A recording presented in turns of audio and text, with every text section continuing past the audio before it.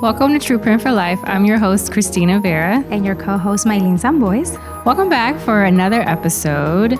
Really excited, really kind of thinking about the fact that we are already so close to wrapping up 2024.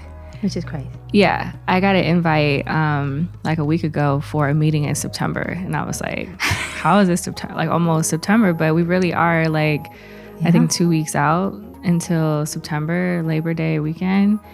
It's wild to me. And I started thinking about like reflecting on all the goals and the things that we had set out for this year. And we had done a like a pre-strategic plan. In 2022, right? Yes. 2021 for 2022. Yes. Like that.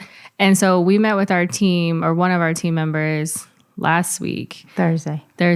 And we were just doing a check-in from that strategic plan to see like how we did this year.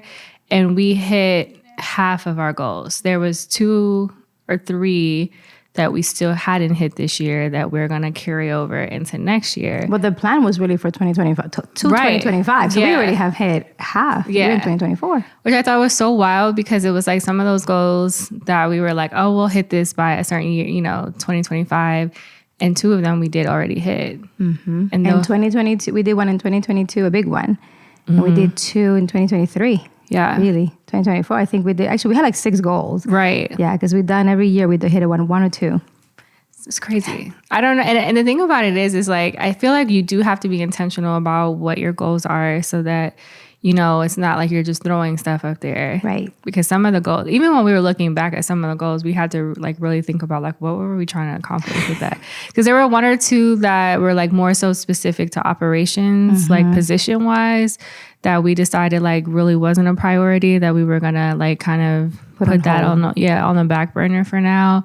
But we've been thinking more and more about like just like our capacity from a organizational standpoint. And then it just also kind of got me to thinking about just from a personal standpoint, like just, everything that's happened this year, good and bad, and really kind of, a lot has happened this year. So much. You can't believe it. It was like 10 years in 1 year. Yeah. Doesn't it feel like that? I'm like the seasons have all blurred together. Yes, like, they have. Summer flew.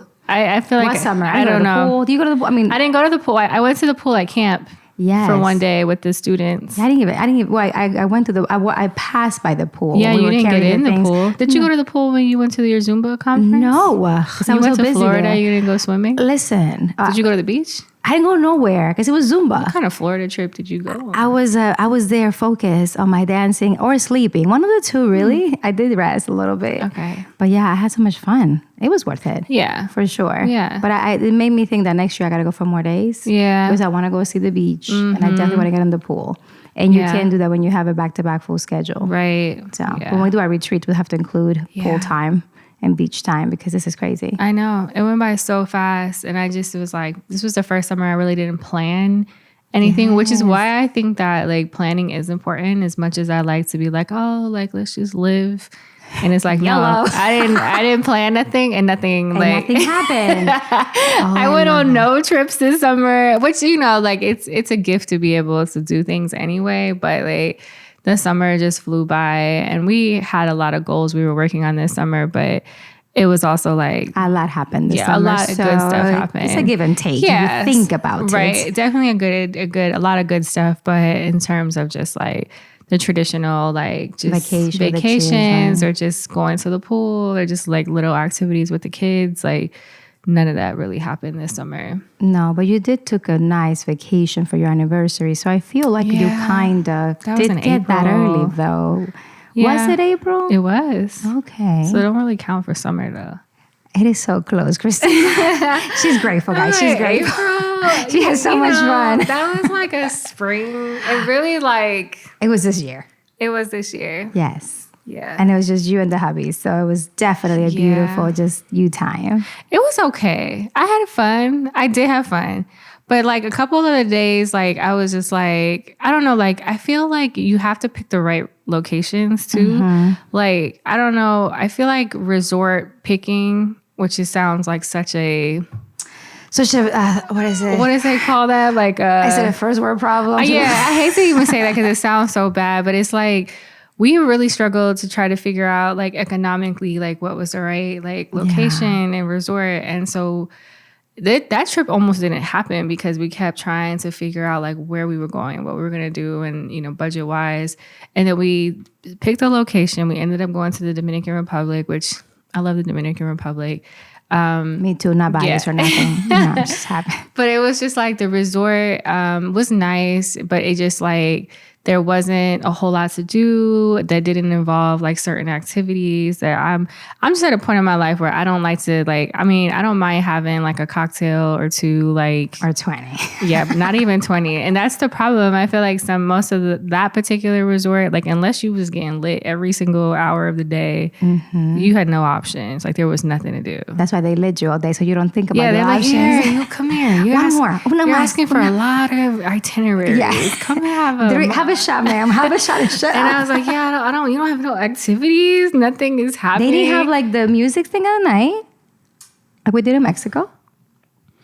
If they did, we didn't go. They didn't tell you. Yeah. Okay. Because they didn't really communicate like what was happening either, which was so odd because I feel like most of the other resorts, like you had like a very strict like itinerary or like your concierge person, and we had a concierge. It just was not like, because it looked high class. It was beautiful. Yeah, so I'm like, maybe. But it's just maybe I think the people, like, I think it was just a newer team of folks there. And I just don't feel like it was like the service wasn't. I mean, they were nice, but it was not coordinated. It was not top. Not the way that we've experienced in other places. So. Because we did a lot in Mexico. There was there was entertainment, so much. So much. But it wasn't that kind of vibe. I mean, I had a great time.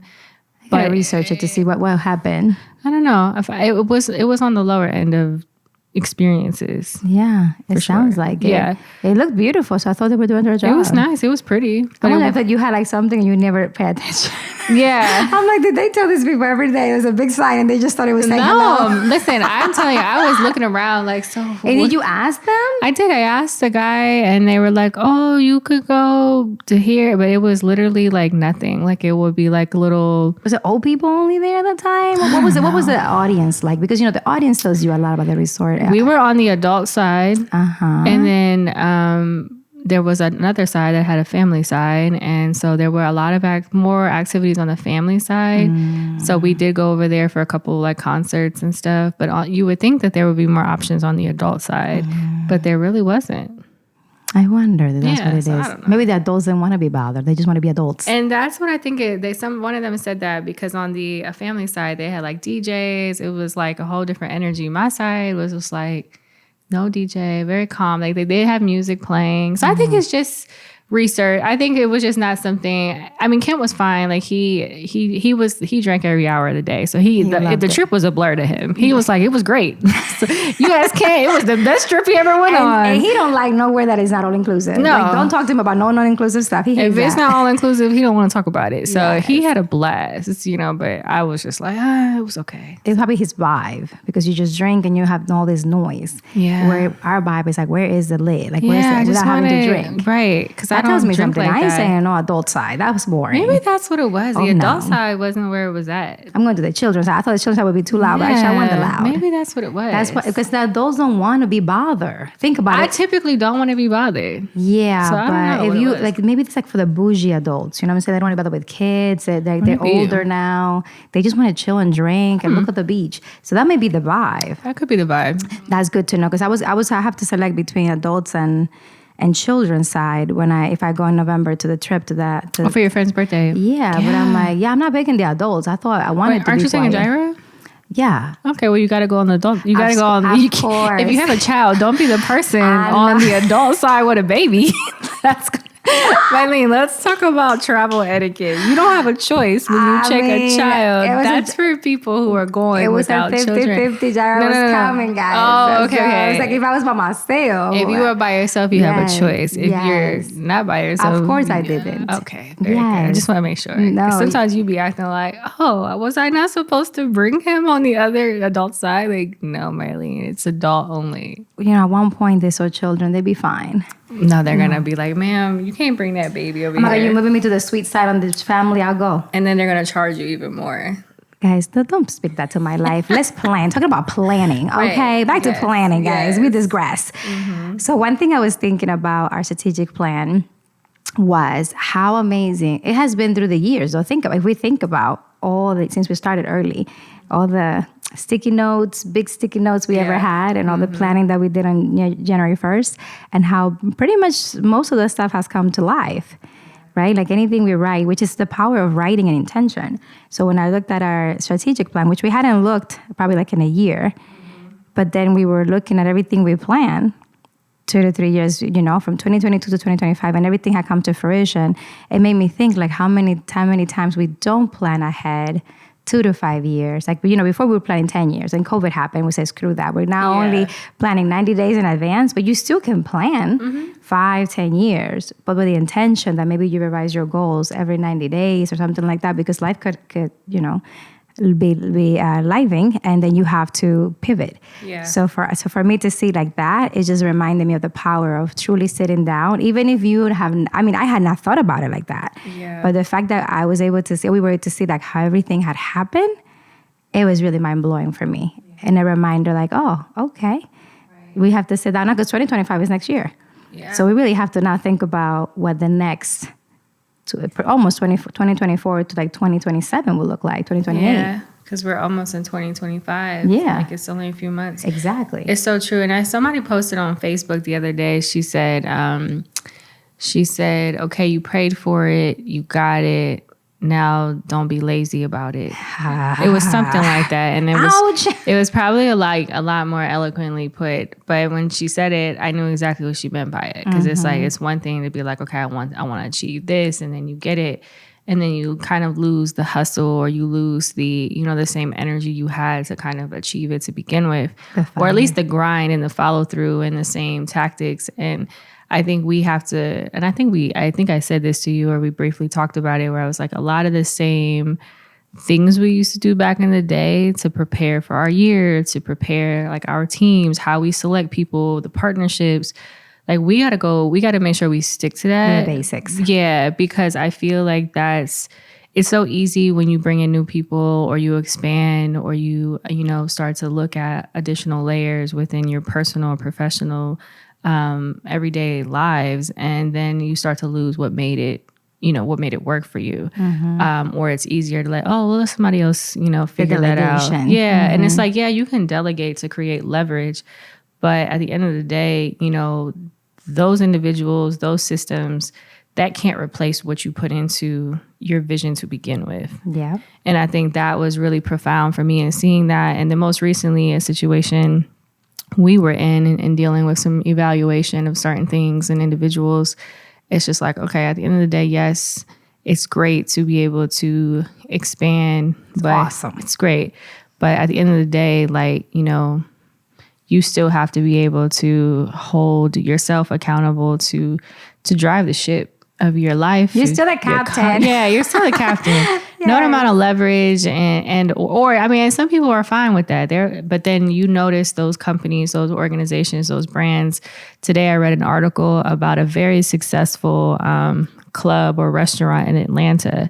They have only been open less than a year, and they were very successful. It was like a pool, and it was like a bar, restaurant, and basically they ended up implementing like a members only. I saw Did that. you see that? Well, I didn't read the whole thing, but Ellie mentioned it. Ellie Makes Money, the lady that I was telling you about. And she just posted, she's like, don't be careful what you do, dear. Yes. So like it was very successful, popping. And then it got, whatever happened with the owners. They got greedy. They decided they wanted to make it more elite and implemented this like members only. And I think the membership was like a little over $2,000 a year.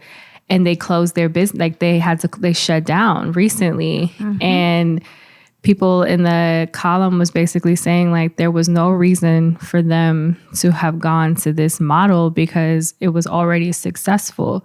So it's like things like that when you think are like, okay, who was advising them, or did they even think about that? Did they even think about like the amount of people that visit Atlanta on a daily basis? Like if this was a tourist attraction, like you easily would have been like every day booked. Like you could have changed maybe your operations or how you take reservations, or maybe it's like, there's other things you could have changed, but changing like who can come and like now that whole business shut down and somebody obviously is going to come and buy it and they're not going to do what that owner did. And it's such a costly, unnecessary mistake that I think a lot of entrepreneurs make because, you become too detached or maybe begin to focus on the wrong things. And did they do any surveys? Did they ask anybody? Because if I go to Atlanta once a year, twice a year, why would I be a member? Yeah. Like I'm not going to use this membership. I'm not coming every week.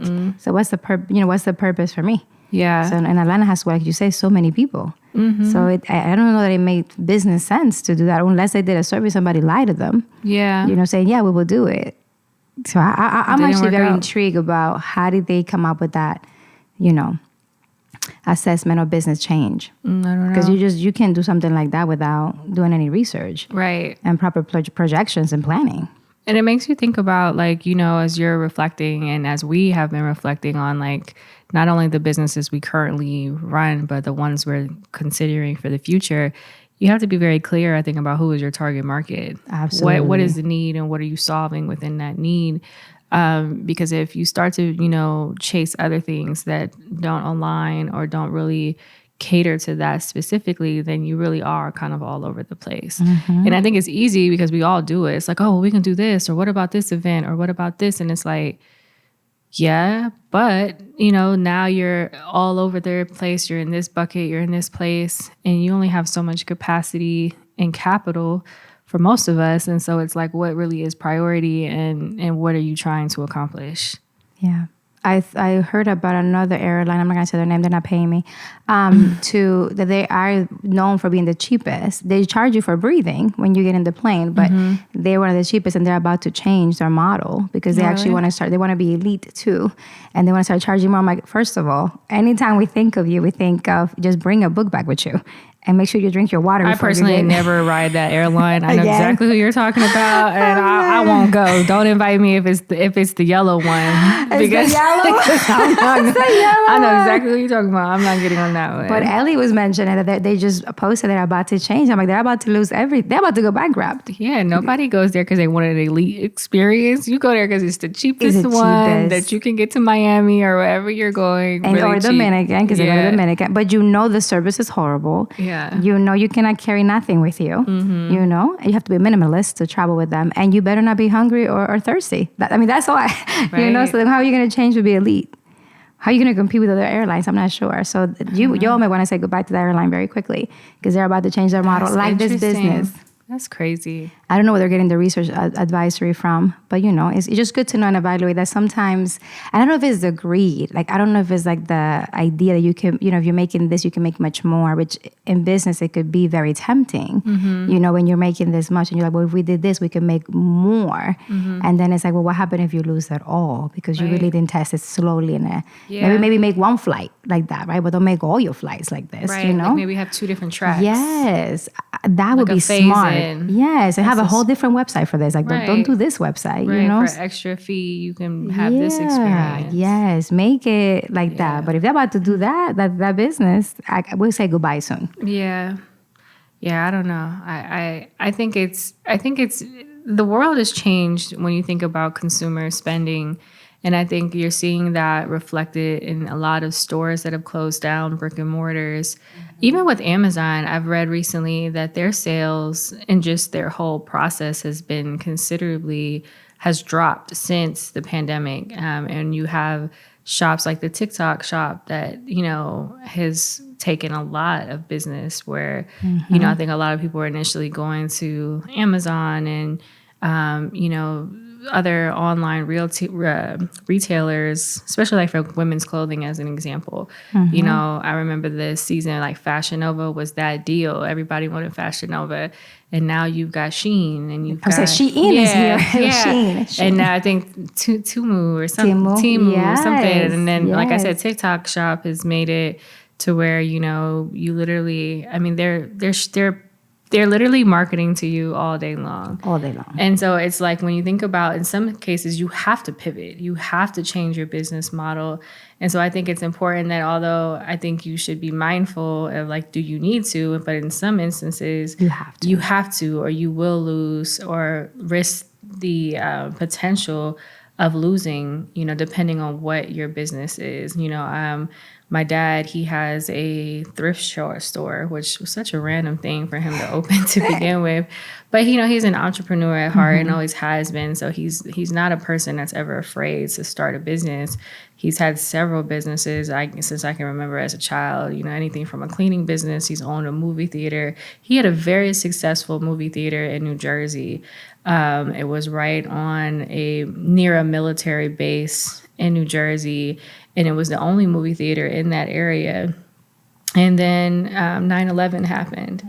And, you know, and it killed his business 100%. And so he had no choice but to close the theater. And, you know, that was a situation where that was out of his control. But, you know, since then, he's tried several different businesses. And, you know, at one point, thrifting was a big thing. And he got into it way too late, because now the thrift store prices are not many places. No, you can find deals. Yeah, but I mean, rarely. I've gone into thrift stores where they're charging, you know, crazy prices for things that it's like, for this, I can just go and get it like brand new. Yeah. And so it's just like right now, like there's so many businesses that their models have all changed, and, you know, or people are just shopping and they're just spending their money differently. And I think that's something that we're all still trying to figure out. But it's also like the piece of the pie. So when you think about it, for a long time, these companies had the whole pie. But then other companies have come in to take a piece of the pie, which is still, everybody can make money, but it's just not the same. Right. So when you say Amazon, yes, Amazon had a big, large, because they did it first. But then TikTok came in, it's like, I got it. I have like 5 things on my TikTok shop right now, like my little cart, just waiting for me to make my decision one day. The little light, you know, is all here. And then you have Temu. And I have tested all of these different things just to see how they work. You know, I've got my little elephant. And then you have, what else is there? So you have Temu, you have TikTok, and then you have also like the Etsy's, and you have the Mercari, which is like where you can sell different things, use or unused. So when you talk about thrift store, you have Push something. It's like that store that you can sell used clothes. That's now taken on, and it's like more high brand, like, you know. And then I know Mercari, I think is what it's called. I have an account there, and I saw a couple of things. So, and I don't have no experience. So what happens is, these companies are giving amateurs, like me, beginners, the opportunity to sell their stuff that they have, and you no longer have to drop it off at the thrift store. You could just sell it there from your house, and you make money. Yeah. So that's a whole different, you know, way to look at a business. It's true. And I think my dad, he was selling stuff on Facebook Marketplace before, and that's what he's gonna have to do now, because he has all this stuff that, you know. So to your point, platforms like Facebook and some of the other ones you've mentioned, it does make it much more easier for people to find you, and you can do direct businesses for that free. way. Yeah, for free. Yeah, because I bought a little bird cage for Gabby. For like $25. The little one you just got. Yes. Right? Yeah. And the guy gave me like food and some toys, $25. I just needed a little thing to put in it. Yet? Not yet. We're working on it. Okay. No. But it's $25. That's not bad. Can't beat that. No. So I was like, it's a new way. So you either, and it's not like there's not an opportunity to make money. So sometimes I think people hear these things and they get discouraged. That's not what it is. It's just that if you're going to start anything, that you do need to look at your market. You do need to see what's happening and then see how you fit in. You know, with your business or your model, there's still an opportunity. After this, many people will make money opening new businesses and doing things, but they have done the research and they know like how they can make money, and they tested. Right. And if you're just starting a business and you don't know where to start, I would encourage you to find like a chamber, like a business chamber in your area, or a small business development center. Most cities have them. And most of the small business development centers, the services and support things are free there typically. And then the chambers, most cities have some kind of business chamber.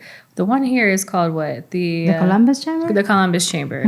So they're usually like different cities, they're called something and then the chamber. But those are usually membership based.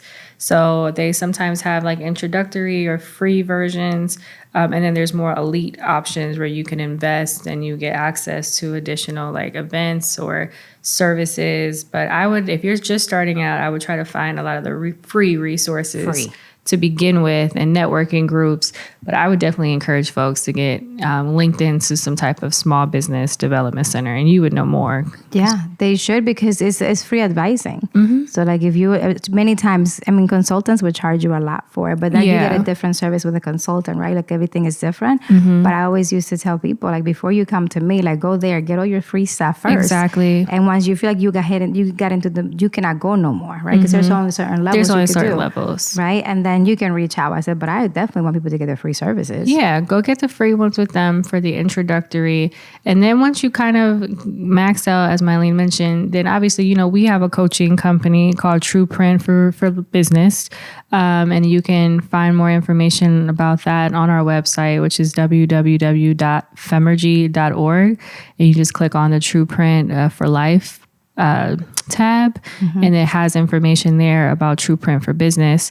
And there's other, you know, coaches and consultants. But you know, if you want to work with us, that's where you get both. You get English and Spanish. You're the visionary and the executor. Yes, so you really get great services here. But I do think you should evaluate. So it's almost like when you find a therapist, you have to test different people to see where you fit in. Like, you know, not everybody's going to fit with us, or you're not going to be a good fit for us, and that's okay. Yeah. So you definitely should like talk to a couple different consultants and figure out what best works for you, and then, you know, go from there. But you should never go alone. I think people make mistakes and they're not successful because they don't find the support they need and the resources, which are there. So a lot of businesses that fail in the first 2-3 years is because of that. It's not because you're not good. It's not because your product is not good or your business. It's just because you didn't, unfortunately, come across or search or seek the resources that are there to help you be successful. Like we've been doing, like, our organization for 14 years, almost 15, and it's still amazing, a lot of people that we still hear. But it took we invest a lot in ourselves, and we invest a lot in our business. So it didn't happen just by accident. Right. Definitely the grace of God, but it took a lot of investment and time, resources, and all of that for us to be able to get here. And it's still growing and it's still thriving. Yeah, absolutely. So as we get ready to wrap up, I think it's definitely important, especially at this time in the year, you know, if you haven't sat down and just did a kind of like an end of the year reflection, even though you don't have to wait to December 31st to do an end of the year reflection. I think if you're doing it December 31st, you're too late. Whole lot. This is when you should be really sitting down, look at your numbers, look at your, and this doesn't just have to be for business. This could be your household numbers. Like, how much money are you spending on bills? How much money are you spending, you know, on all those apps that you're the streaming? Like we told the kids the other day that we're going down to 2 streaming services. Oh, God. And you would have thought we told them like something. They were like 2 streaming services. I'm like, these kids are so out of control. How many do you have? Too many. How many? I think we got like 5. Did you watch all 5? We got Disney, we got Netflix, we got HBO, we got Prime, we got Hulu, we got something else. We got probably about 6 streaming services. And Ken you pay individually? Yes. And Ken told them that they got to pick, and we got to go down to 2 because like the algo is crazy. Yes. And so I say all that to say to you all, it doesn't have to just be business. Look at what's going out of your household and start making those adjustments. You know, I mean, if you can afford 6, but can you watch 6? That's a waste of money, though. And what's crazy is when we told the kids we were going down to 2, they all were like, well, I watched the show on this one and I watched this on. Do you have friends that they all those? have different, well, you know, Netflix and all them, they've gotten really smart. And see, I think a couple of my family members, if you're listening, you have my login information to a couple of my accounts, because now, like, when we log in, they're like, are you, like, they're trying to verify us, and I'm like, I just left it alone. This is it. So now you can't even share accounts anymore. And I'm really mad about to these people, because you had a great model. Yeah, why are you changing it? Why are you making me create a whole model myself? I think it's my mom and one of my sisters, but I can't prove my sister, but I can prove my mother. Well, I can only say that I had an account with someone. I saw that. I can't say that person's name here, but let me tell you something, okay? When I try to log in and they ask me a thing, I say, I'm just going to leave this alone because contacting the person is not worth it. I was like, I was pissed. I logged into your thing and I was like, this wasn't her account. Never Got been, it. yes. So, look at your accounts as you're reflecting at the end of the year because it's important to know. But also be smart though, because I know a friend of mine that she gets through her cell company. Like she gets, I think, Disney and something else. And maybe there are services that you already utilizing in your house, like a phone or internet or whatever, that may be able to provide you some of those streaming services as part of your plan. Like a bundle. Yeah. So that may be a way, to save money is what I'm thinking. I don't have that yet. I'm going to look into that now. Yeah. But I think it's a good idea. You might have to get of everything. But I also don't have time to see more than one or two. So I do have a couple of friends, God bless you and forever make you abundant, that do share their login with me. And I do have it, but I hardly use it. You know, but I have it there. Because you don't be home for real. I am home for the day. She don't be home, guys. I track her. I have her location and she's never home, actually. So when I'm available to watch any shows, I want to thank my friends now for letting me use Maybe in the winter services. she'll be home because it'll be cold outside. Yes, I'm not out like that when I it's didn't think cold. so. I was like, it's gotta the be summer's cold. my The life. summer she's outside. I was like, wow. That's why when it's like nice and light at 9 o'clock at night, I feel like I'm in heaven. Yeah. When it starts getting dark at 5, it is just no amount of vitamin that can make me happy. Okay, no amount of vitamin. All right, but anyways. Yes. Well, as we wrap up, once again, I said this twice, but this is Latinos though. Don't we say goodbye 20 times? We do. We do say goodbye. But as a wrap up, I think it's really important, and what we were trying to say is just, take the next couple of months. Don't wait till December. Look at your numbers. Look at your budget. Look at your projections. Start really creating some goals. Yeah. If you've already created goals, check in on those goals. If you need to make some tweaks, some adjustments, this is the perfect time before you get into the craziness of November and December, or, the kids, if you have children, they're hopefully back in school, so you get a little breathing room. Just take some time, and sit down, look at your stuff, and definitely start to make the plans. And because you need a strategic plan for both your personal and professional life. It helps keep you on track, and certainly will help provide you more guidance as to how you're making decisions, and ultimately, how you are also investing in those decisions. So yeah, we're not at the end of the year yet. You can do so much still. Yeah. We did a whole lot at the last quarter of 2022. Like we got a whole center a month before the year was over. Yeah, a couple weeks. Yes. So you definitely, I think this is a great time because whatever you haven't accomplished yet, you can still accomplish before the end of the year. So get to it. Yep. Well, thank you for listening, and hopefully you enjoyed this episode, and feel free to share, and we look forward to having you join us on our next episode. But I guess we like to say here at True Print, it's bigger than you. Thank you so much for listening today. We're excited, and we hope that you follow us on Instagram, True Print for Life, YouTube channel, also True Print for Life. And make sure that you share, watch our videos. Make sure that you follow us on all streaming platforms.